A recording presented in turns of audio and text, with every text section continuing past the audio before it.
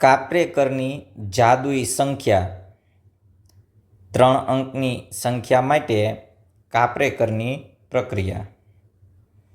હવે આમાં 3 અંકની કોઈ એક સંખ્યા આપણે ધારવાની છે, જેમાં 2 અંકો છે એ સરખા ન થવા જોઈએ. તેના અંકોને ઉતરતા ક્રમમાં અને ચડતા ક્રમમાં ગોઠવો. એના પછી મોટી સંખ્યામાંથી નાની સંખ્યાને બાદ કરો. મળતી સંખ્યા માટે જે ઉપર દર્શાવેલ સ્ટેપ છે એને આપણે ફરી વખત પુનરાવર્તન કરતું જવાનું છે. અને આ પુનરાવર્તન પછી જે 3 અંકની સંખ્યા છેલ્લે આપણને 495 જવાબ મળશે. એટલે આપણે કોઈ પણ સંખ્યા છે 3 અંકની સંખ્યા પસંદ કરવાની છે અને એમાં કોઈ પણ 2 અંક છે એ સરખા ન હોવા જોઈએ.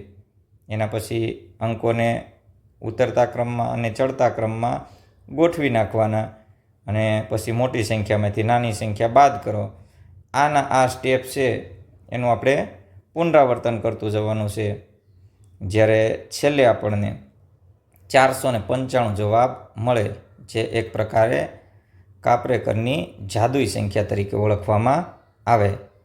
તો કોઈ એક સંખ્યા આપણે ધારીએ. એક્ઝામ્પલ તરીકે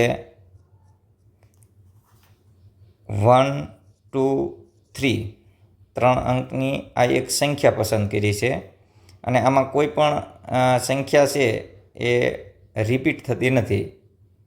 હવે આ જે સંખ્યા છે એને આપણે પહેલાં ઉતરતા ક્રમમાં લખીએ.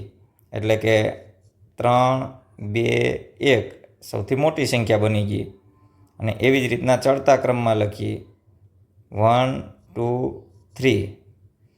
આ બંનેનો તફાવત લઈશું, એટલે કે બાદબાકી. તો જવાબ મળશે 198.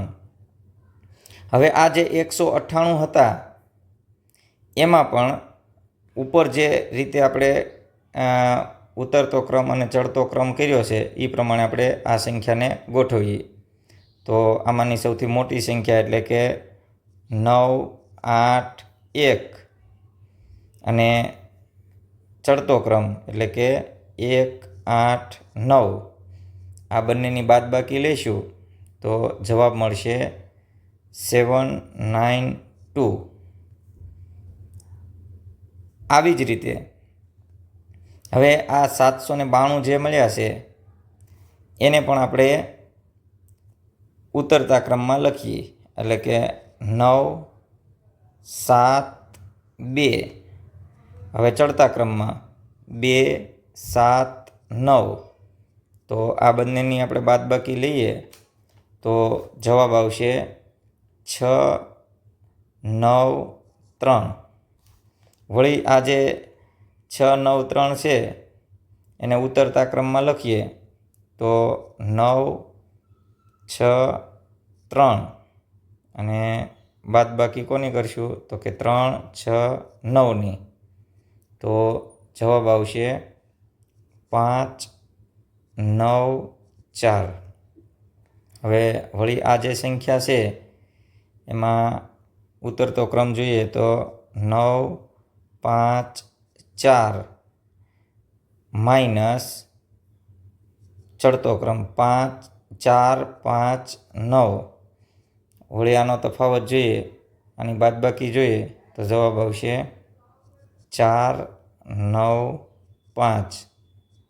જે આગળ વાત કરી એ પ્રમાણે કાપરેકરની સંખ્યામાં છેલ્લે 4, 9, 5 જવાબ મળશે.